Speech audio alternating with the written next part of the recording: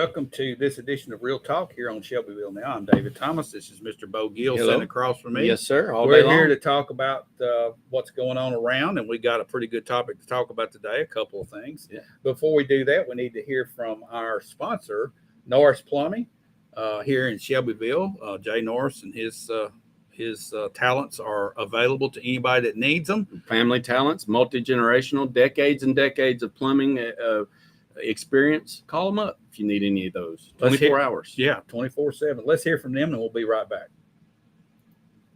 Norris Plumbing has been serving our community for 3 generations, providing reliable solutions for every plumbing need. From water heaters and water lines to kitchens, baths, and complete repiping, our team delivers quality workmanship you can trust. Professional service means arriving on time, explaining the problem, and completing the job with precision. At Norris Plumbing, we stand behind our work because your home deserves the very best. Call Norris Plumbing today at 931-703-5915. Norris Plumbing, trusted, professional, dependable.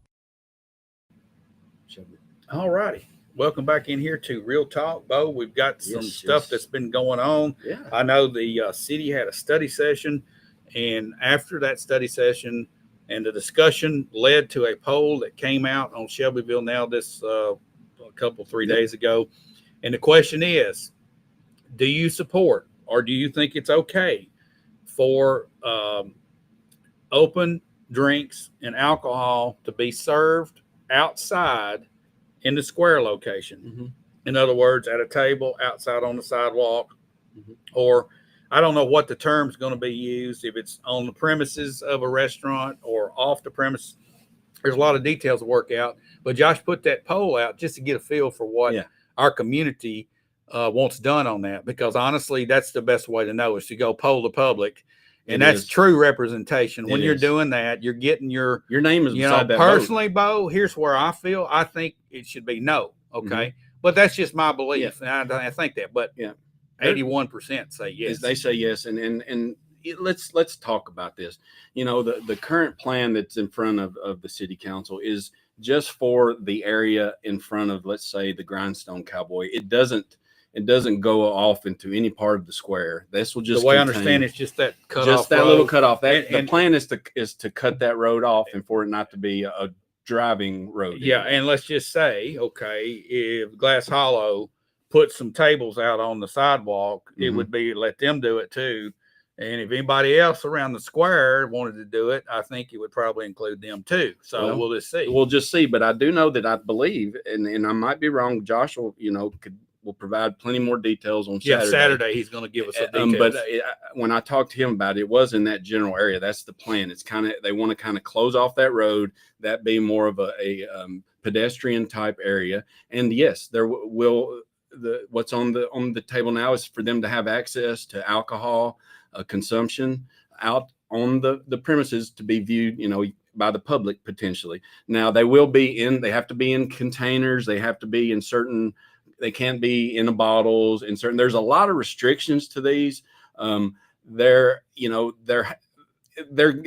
it is a lot of people in the Bible Belt, they don't want that automatically. I think that it might be what the city council trying to do is with the new Grindstone Cowboy and the music that's coming in, they're wanting to have a little mini type venue, but I would say that most of that stays in and you wouldn't get a big spill out. The way I understand, they got a rooftop. Yes. That's going to be open air. Yes. Okay. And then you see other places, other towns. You go look at Nashville. They've got places that they serve out there. I think it's to emulate that and give it that feel. I get that. Okay. So here my question is, what about open carry now? Yeah, that it's not going to be limited to that area the way I understand it, but that violates an ordinance where we have open carry. Yes. So that would have to be an exclusion put on that for this, the way I understand it. It would have to be.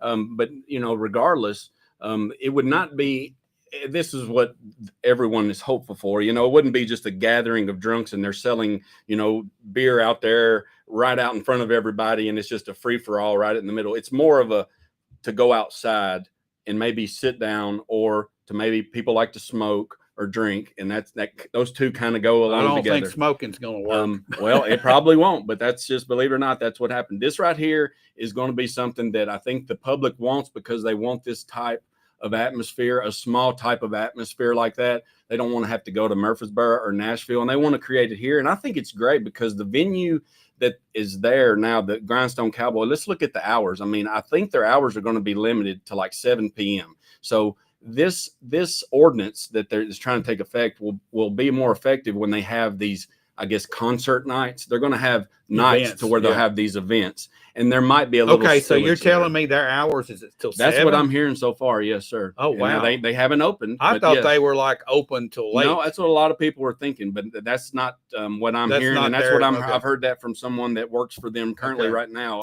out of Eagleville. out of Eagleville, and that is their plans. Now, look, plans change, but and I think maybe this might have a lot to do with it, but I really don't see Shelbyville being a place where nightly consumption of alcohol in a off the square district would be something that would be happening. There needs to be a lot more happening on the square for that to happen.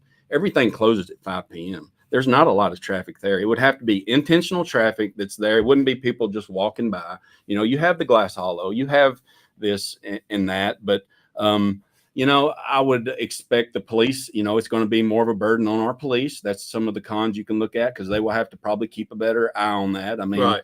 you know, when alcohol is involved, that's just the case with things. But me personally, you know, I'm not an alcohol fan myself, but I wouldn't mind seeing a little bit of controlled an environment if that's the type of atmosphere they want. I think that's something they want, but it doesn't need to be served outside. It needs to be covered up, and there needs to be like security measures in place. But it's something that I don't participate in, but I could see where if you've got a concert venue and it was used at a limited basis, would be something that would be okay. Yeah. All right. So here's where this ends up, in my opinion. I went on the poll and voted personally no, because I just don't think it's a good idea. I voted But, yes. All right. So here's the thing. I put myself in a city council position. All right. I look at this poll. There is a clear-cut vote I make, and it's yes for it. Yeah. Regardless, if I was a city council person and I see the poll and I understand that's what the people want, regardless of me voting against it or not, I have to vote yes if I'm going to represent my constituents. This is not just any poll. This is a poll you have to put your name beside to vote. This is not Right. a poll where you can vote. Yeah, but what my point is, this is where you're going to see true That's right. representation or not. That's right, because it's the clear cut 80-20, 80% yes, 20% no. It should be a 6-0 vote. That's right. Well, what I'm saying is it's not an inflated type of a survey. That is what your constituents are saying, because you know they have to put their name beside it. So right. who do you serve when you serve as a councilman on the city of Shelbyville, in the city of Shelbyville? You serve the people. And if the people are saying that now, yeah, you're representing those folks. Now the council member might want to take their own independent survey of their area, and they might find out that they're the 30%. And then they have to say no, you know. Yeah, they got to get out in their district or their ward and ask people and find out, are you following this? Are you seeing the poll? Do you agree with where we're at here? Yeah. So you got to do some constituents need to legwork. go. I put it also to constituents. If it's an important thing for you, go to your representative. Let them know. Yeah. Good or bad, indifferent. Let them know. That's this poll bowl. Yeah. It's pretty slam dunk. It's not even close. So it's not. So here's this thing. All right. I think we're going to see a 6-0 vote on this, because there's no way a city council person can vote no if they're representing their people. And I think they know that. Okay. Yes, so I think it's going to be 6-0. Mm-hmm. Okay. Regardless of personal feelings, it's got to be that way. Yes. And that gets me to the point now of, all right, I see that this is an example of how representation is supposed to work. Then I take that broad-based definition of what representation is, and I set it over here overall, and we ain't getting represented, Bo. Our government and our elected representatives stink as far as representing us. Now, they do a bunch of stuff. Don't get me wrong. They do stuff. They do what they want to do. They do stuff. And that makes me about want to throw up. It does. Okay. It does. All right. We need representation. And I hope they set the pattern so we can see this. We know publicly. Now, I've put out polls before. It's just dadgum 80-20 just like this. And you've seen it just get voted 80-20 the other way, because it's just total ignoring of what the public wants. Now, let's talk about another issue that happened at that meeting. Randy Carroll, our mayor, he came out and he spoke.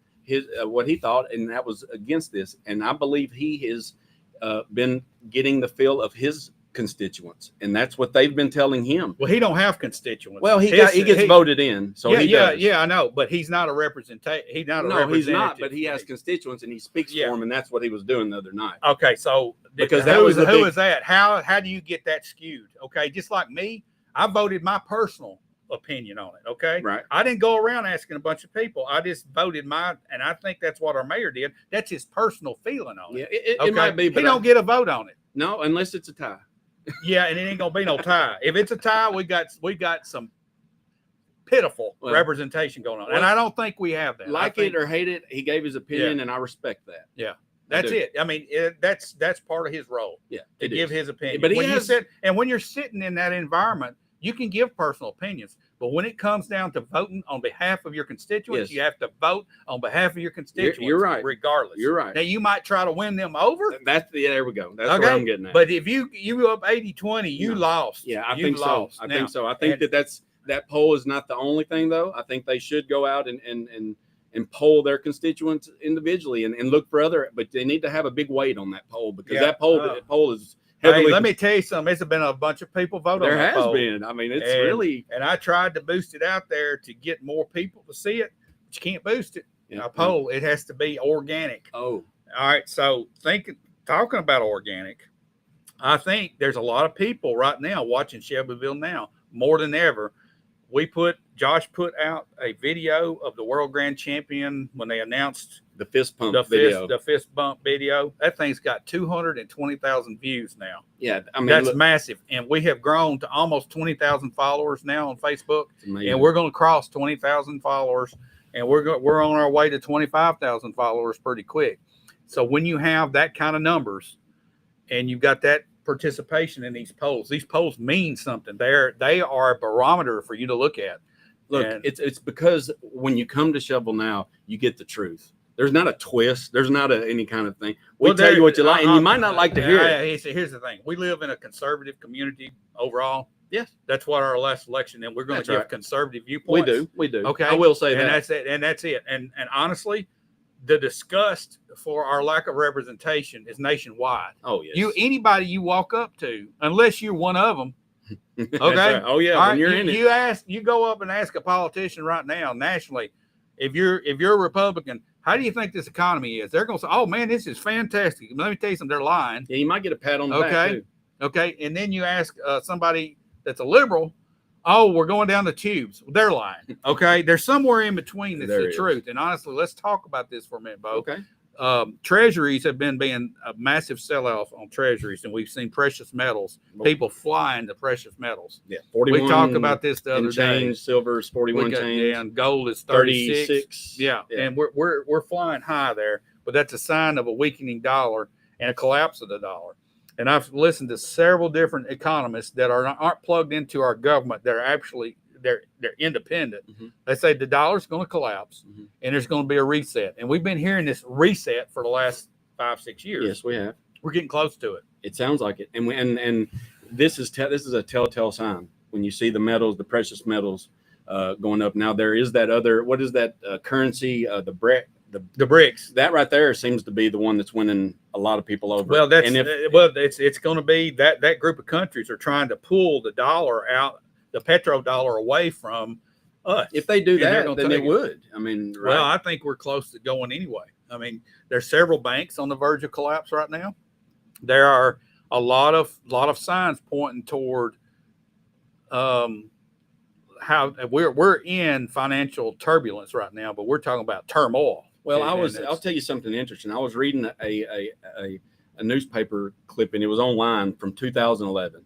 And silver was at $17 an ounce. Yeah. And gold was at $1,200 an ounce. And it was saying, look, this is invest. And I remember reading that at that time. And I started investing around that time. And I thought, well, and it was still high. And it's still, but they were right. They started all of this stuff. And now here we are 15 years later from this article coming out. And they were talking about, they said $50 an ounce in silver. We're at 41, but it's climbing faster than it ever has historically. Yeah. We were at $34. I think in 1980, there are some 79. It flew up to like $80 an ounce, just like in a couple of weeks time period. And I know I had some silver right then, and I sold it, and I went got out out. there. I mean, I was just a kid. I collected coins. That's a and I win. got rid of my coins. That's you a know, win. real quick. Yeah. All right. And it came back down. And silver has been artificially depressed. Institutions have been shorting it and holding it down. Governments have been holding it down. Our own government has been squishing it. They can't anymore because treasuries are being sold off. It's like popcorn. People do not want to buy American debt right now. No, they don't. Because it's close to default. There's a lot. They know that a lot of people are several months behind, and that credit card debt is it's at the largest is. Yeah, Look at grocery prices, everything. It can add up. It cannot hold. We have shrunk the middle class, and it ain't got any better since Trump's been elected. It hadn't. If anything, it's just that trajectory was already in place, and it's just going to plow right through us. And we're going to have a reset, and hopefully we can catch ourselves and figure out what's going on. And I hope we get back to a gold-backed dollar, and actually a dollar that has some value to it. Why can't we get back to that?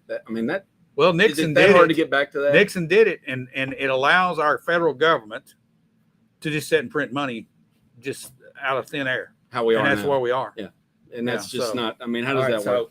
Anyway, that's something for everybody to think about. I don't care if you live in Bedford County, Tennessee, or you live in Wyoming somewhere. That's all it's of going us. to hit us all. That's all of us, and everybody needs to be prepared. They do. And David, you're really on top of this. I mean, you are a guru with this. So people listen. I mean, this guy, he does know. I learned a lot from you. So, I mean, I know that when you're on something hard, you're on it. Okay, so Catherine Austin Fitts, I've had her on the show several times. Oh, yes. She's been on this for several years because she knows when you have a fiat currency, which has no value other than the paper it's printed on and the word of the people that are backing it, which is our federal government. Do you believe? Yeah.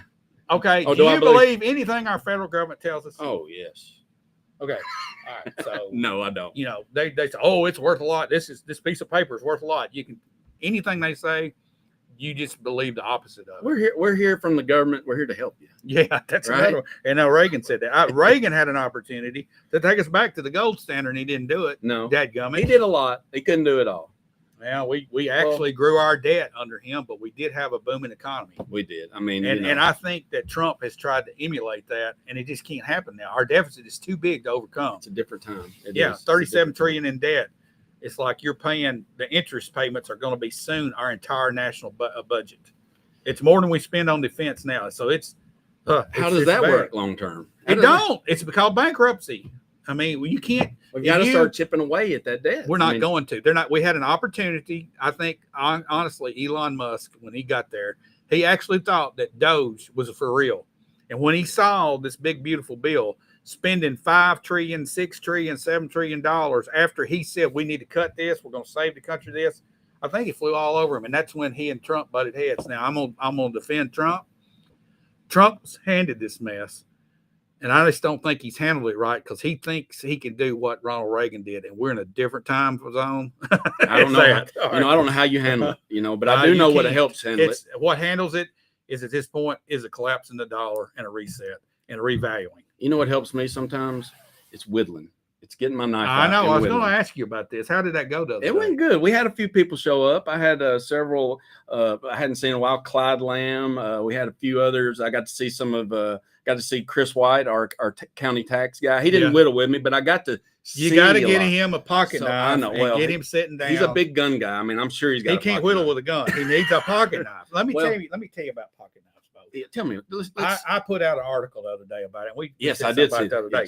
Yes. This is like you can't have enough of these things. You got to have two, or at least least three. I mean, if you're a man, okay, all right. This is the way it is. All right, this is. I have to bring this one out because I'm. This is my thought for today. Okay, you can't be a real man without one of these. Now, not a real man, a whole complete man. Okay, my daddy told me. Real man. And I think it was Billy King came on and he said this, or maybe it was Chuck Heflin. One of the two made a comment and they said, my daddy taught me this, that you had to have a pocket knife and a clean handkerchief in your pocket every day. And that's exactly what my daddy said. And he carried a handkerchief and he didn't use it to blow his nose on. I mean, he used it to hand to somebody else that needed it or to clean up stuff with his hands. Yeah. But mainly if a lady had a spill or something, he would pull it out, and there it is, be Johnny on the spot with it. Gentleman. Right. All right, so I got this knife right here that was made in 1974.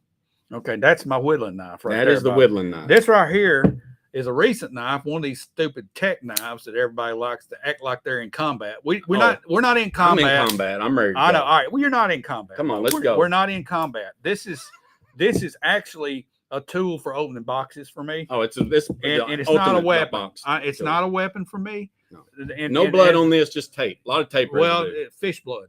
Yeah, that's all right. You can clean fish with this. All right. So here's this my is not thing. a whittling knife, by the way. This is not no. So I got these knives, and I've had people tell me, "Why are you carrying them weapons around?"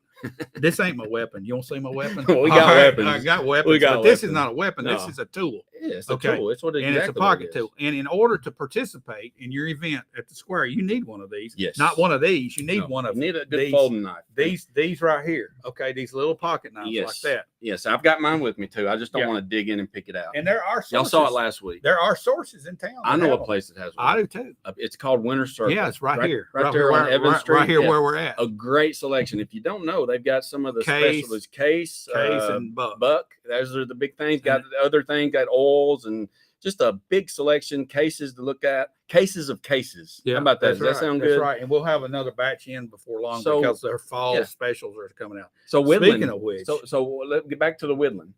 Tomorrow morning, 8 a.m. I'm gonna be there, rain or shine, and I want you to come. Probably gonna be raining. It might be raining, but I will just if it rains, you won't have no dust to deal with. Yeah, that's right. But please come out and if anything, just say hello. That's what this is all about. You don't have to whittle. We want you to whittle. Bo. Hello, Bo. How are you? Yell, honk, whatever. I'd rather you come talk to us, but it's just a good time. It's just a time for people to fellowship, get to know each other, talk. The last tell some lies. We had a couple. We were around the Veterans Monument the last Friday. A guy that worked on the grounds department actually, he said, "Y'all can go ahead. We got our blower. We can blow it off." So we did get the okay from him. This is natural stuff. It's good for the grass. It is, and that's what he said. But this guy that was working with him, he was a veteran, and he had 2 Purple Hearts. He talked about his granddad. I got to learn a lot in a short period of time, and that's because I showed up whittling. It's all about whittling. Yeah, that's it. That's it. All right. So everybody get out, even ladies. Go whittle. We'll take the whittle ladies. All right. Bo, there's a lot of other things going on, but we don't have time to get into them. It's been good to talk to you again today. But honestly, this thing on the square, people need to voice their opinion, and they have loud and clear. Yes. I'm anxious to see how this goes out, how our constituents in the city of Shelbyville, and I'm sure some people in Bedford County outside of the city voted for this too. Oh, yeah. But you got to look at all this and take it into consideration. This is a slam dunk. Even though I don't like it, it's a slam dunk, and this way it's got to be represented. Yes, and it'll be and it'll be talked about, and it will be voted on coming up this next Thursday at the Shelbyville City Council at 6 p.m. So if you are a representative of any kind out there, and I stepped on your toes today, I don't apologize. Represent. But I still love you. Yeah. Oh, yeah. But we love our representatives. Represent the people that voted you in the office. From everybody that you represent is like, if you're a councilman, you have a ward. If you're a commissioner, you have a district. And those districts in the county have 5,000 to 5,500 to 5,500 people. You represent all of those people. That's right. Not just the people you work with. Not just your little bubble. Just your little crew. And look, you can have an opinion, but in this, when you do that job, you don't use that opinion. Right. You use the opinion of the other. The overall. You don't turn into a robot, but whenever you're representing, that's what you're doing. You're a representative. Just look up the definition of representative. Oh, here we go. This is going to be a true test in May and June of 2026. We've got an election coming. Yes, we do. And we also have tax increase season coming. Oh boy. Okay. And this is gonna be the test. Oh yeah. I keep hearing we're gonna have a property tax increase. We can't take no more of that. No. I want to see people stand up with some guts and say no to a tax increase and go back to the books and figure out how to spend the money. Look, that's for us. Do it for us. There are avenues that they can take to give some relief.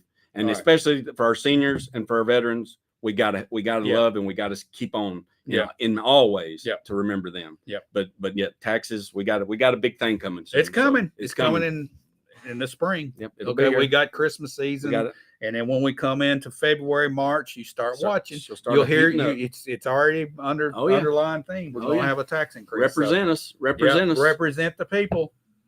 All right. That's all we can say. Thanks for watching, everybody. We're going to be back Monday. Yes, we unless will. we have some huge breaking news. You never know. In the meantime, y'all have a great weekend. We'll see you then.